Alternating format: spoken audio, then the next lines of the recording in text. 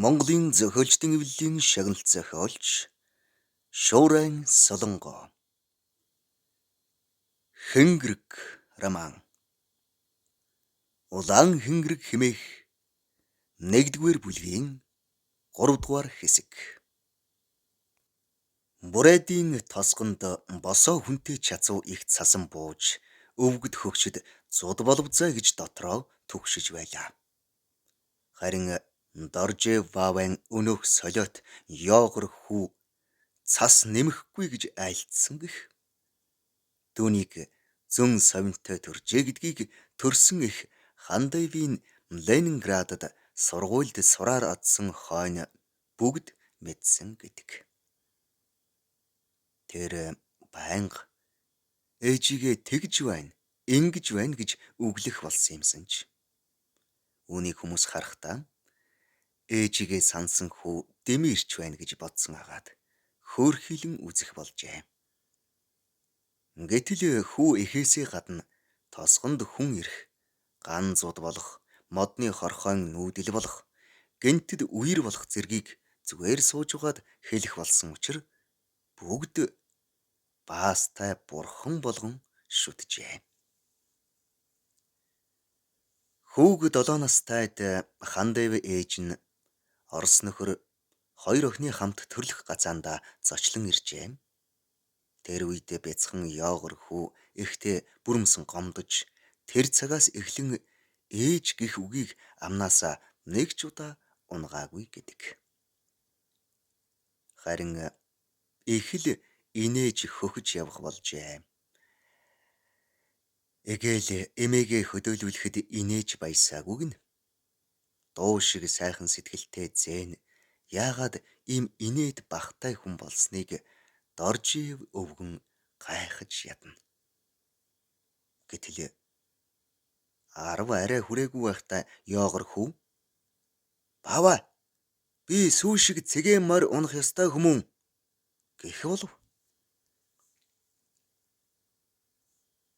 Ирэх зоргоор бас ч гэж мэрэг төлөг буулгаж рубль мөнгө арвинаар хураах болсон зээдээ хүссэн юмыг олж өгөх гэж өвгөн хідэн гацаа тосгоноор ирээд бүтсэнгүй. Хөрш айлдаа хүүгээ орхисон тул өлсөж цангавзаа гээд буцан ирвэл хүүн юу ч болоогүй мэт инээж угтаад "Баава, нааш" хэмээн хөтлөн явсаар морьныхоо хашаанд ирв.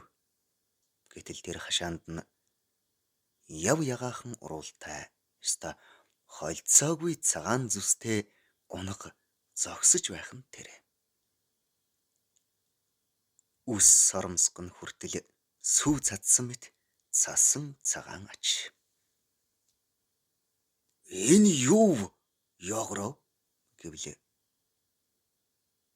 "Өөрөө давхиад ирлээ шүү. Миний хүлэг болох заяатай юм шүү" гэснэ. Өвөөгийнхөө морийг хашаанд хөтлөн оруулахад гайхшаан барсан өвгөн арайхийн эмээлийн авч морио тавив.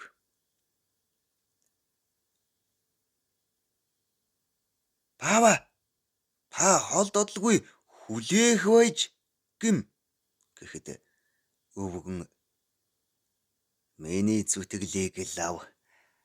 Бурхан хараа" гэд сэтгэл амран гэртээ оржээ. Тэр өдрөөс хойш хүү бяцхан цагаан унгаан унаж хаа сайгүй бүжир хийлгэн явах болов. Морь хүү хоёр зэрэгцэн өсчээ. Эхлээд унган дээрээ мордож чадахгүй байсан хүү хашаадруулан мордож эзнээ дааж зөгтөг нялх унга хээвнэг давхиулах эртээ хүлэг болов. Харин эзнээсээ өөр хүний гар хүрэгдгүй атар догшин морь болсныг хэлэлдэггүй. Тэр сайхан тэнгэрлэг хүлгийн эзэн ёогор хүү бүрээд зон шиг дэлгэр баян сэтгэлтэй хээгүй гүдэс хүн болж өссөнгүй. Ихэд додгшоогоон хүн болсон агаад учир зовлонгоон тоочж ирсэн хүнд хатуурхах, наадам тоглоом хийх, эрдэм чадлаараа үеийн нөхдөө гартаан айлгах тэргүүтнийг үйлдэнэ. Нэгэн удаа Доржиев өвгөн унтсан дүр үзүүлэн салж атсан нөхрөө үзүүлэх гэж ирсэн хөрш тосгоны авгаан ярихыг сонсож хэвтэв. Хүүн бүр тэгээд шингэчхэн тэрв гэхүүл өнөө авгаа нулимсaan арчиж. Өдий болтол ханилсан надад гомдол өгвэ. Хэдэн хүүхэд минь ясна хавталцаж яввзаа гэж эмээн гэлээ. Ёогор чимээгүй сууснаа. Та гараад хашааны хогийг шүүрдэгтий. Би арга мөр зохиоё гэлээ. Авгааг гарсны дараа хүүн хэг хөхөрснөө. Хусны үүс авч зураг зураад эхлэв. Тэгснэ амандаа. За тэр хөгшин төгсөг эргэн ирэхгүй гэж шийдэж. Эхнэр хөөхий наана гомдолгүй гих авч нулимсан далай болж. Яахан тэр өвгнөр тоглож хоёлох. Тэр өвгний насан хэмжлийг үзье. 10-аад жил дутуу юм. Насны эцэст шалдаа орж баас шээстэйгээ зууралдан хатуу эмийн гарт өлөн хоосон байсаар үхэх амьтан юм. Тэр шар сэмжилсэн өвгнийг тэгж зовоохоор одоо буцаачихвал яасан юм? Тэгвэл аль талдаа заргагүй гэснээ эргэн тойрноо харснаа өнөөх үүсээ өргөн тойлдлоо. Хүний дүрс, долгио, урт сум, хашлаг хаалт маягтай зүйлс зураатай харагдав. Ийгж шийдэе дээ. Маргааш овоонд гарч тахил өргөмц гэснээ өнөөх авгаан авчирсан цөцгийнөөс халбагдан идэв. Доржиев хөгшний дотор тасах харанхуйлан яах ийхэж мэдэхгүй таг хэвтлээ. Хүүн ийм муухай үйл хийнэ гэж юу? Тэр тусмаа хүний хувь заяаг шоглох гэхээс хэвийн байсан бий нь сулрах шиг. Хаалга нэгдэн гутлынх нь хоншоор шороо тоосон дарагдсан өнөөх авгаа орж ирэв. Хүүн би таны авчирсан зүйлд хам хүргэлээ. Өгцөө авцаа тэнцсэн гэсэн үг. Та одоо шууд харь. Би маргааш бүгдийг зүй зохист нь оруулна гэж хариулахад зочин түүнийг гарын атгаж духандаа хүргээд гарч одов. Ёогор хүү шүүгэнээс талх аваад эргэтэл өвөө нь хамран сарталцчихсан зогсож байв. Баава гэж дуудтал өвөө нь сандал шүүрэн авч хайртай зээгэн балб нүдгэн тэр. Чамаар би хичнээн бахархаж нарийг минь дуудуулах хүү хэмээн өргөлөө. Тэгтэл чи 12 наснда хүн ална гинэ. Наад хэд ясыг чинь хугчиж хайна. Ийм ад зэтгэр болохыг чинь үзснээс алаад хайсан нь хол дээрх хэмээн агсарлаа. Ёогор юу болсныг мэдсэн чи үг сөргөж чадахгүй зодуулж хэвтлээ. Баава би чамайг алж удам судраа цэвэрлэнэ. Миний удамд ядарсан түдэрсэн улс байснаас биш хүн алж хүрээ талагч байгаагүй. Яасан их шидтэй золиговч яа? Чамайг тэгж задраана би. Хэртэг зайран дээр очоод чамайг хэнийг ч хорлж чадахгүй элий балаа амтан болгоод өгье л дөө гэснэ. Үхэр оосролдог олс авч хүүгийн дөрөв мөчийг чивчиртэл хүлээд зойрлуугаан оруулж хаяв. Чингээд ямар бузар үйл хийснэ бодож суучи.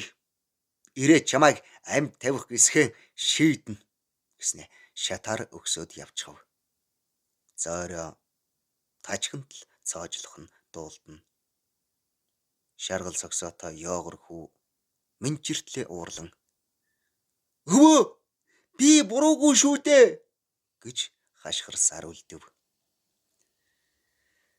Доржиев өвгөн замын хүнс бэлдээд хөтлөхөмөр бэлдэн бушуухан гарав. Бодох тусмал дотор нь харанхуйлна. Жаал хүүн ганцхан өргөл өргөөд л хүнийг бурхны оронд нь отоож байна гэж юу? Тэр урд зүгийг чиглэлсээр ойр орж бүтэн хоног хэрэн хичж явж баймэж хэртэг зарингийн отгийг олж буув. Зайран эзгүй байсан агаад оройн ирэхэд бушуухан бараалах бол тэр зайран учир явдлыг дуулаад зэхүүгийнх нь жилийг асууснаа хэдэн мод шатаан харж сууснаа. Тэнгэрээс зараалтаа ирсэн учир ийгж зүрхтээ аашлаж байгаа юм байна л. Цаашид зөв зүгт залахгүй бол усан нүдэт цусан зүрхт хүнээр наадаж хаях эрдэмтэй туржээ. Миний онгон сахиус хүртэл түүнээс эмээн. Намайг дарж чадна гэж их үг бүү унаг. Надарч шоглох аюултай. Иймд өвгөн чи харж хүүгэн суллаад арга мөрөөр нь айдуулж зас. Муугийн үрийг тарж болохгүй. Чингвэл удам унтрах аюултай гэж хэлж өг. Нялх багхан хүүг сургаж болно за. Цагаан болохоор өөрөө яваад өгнө. Түүний хийх үйл нь урд Чингис богдын өлгийд бий. Бүү хоригл Тэнгэрийн зараалтаа ирсэн хүнд хатуугаар хандвал догширч төрсөн эх төөрсөн эцэгтэйч аюул тарих вэ. 3 жилийн дараа төөрсөн эцэг нь өөрөө ирэх шинжтэй. Тэр хүн ирвэл хүү бурайд туурхтныг тогтоон даах их хүмүүн болно биз. Тэр болтол зэхүүгэн баг гэж бүү бас. Зөв зүгт тохинуулж өгөх нь гагц чиний үүрэг мөн. Одоо морд тугай. Үлсэж ундаасвал даасан тэнгэр нь хэлгэнэн. Хэмээн төлөг буулгаваа. Доржив өвгөн хөдөлгөө морин барих гэсэнд зайран хүүд өөрт нь хэрэг боловжин. Их омогт зайран төрсөнд би талархан өргөл өргөнө. Гисэр үдэж мордуулваа. Доржив тэр бөөгийн хэлсэн ёсоор буцан ирж нялх багхан хүүгээ аргаар засч хүнд туслаж явах сэтгэлтэн болгох гэж хичээжээ. Яогор хүү өвөөгийн арганд орох хэдий ч нүдэнд нь омог догшин гэрэл үеийнхэн гялсхийн.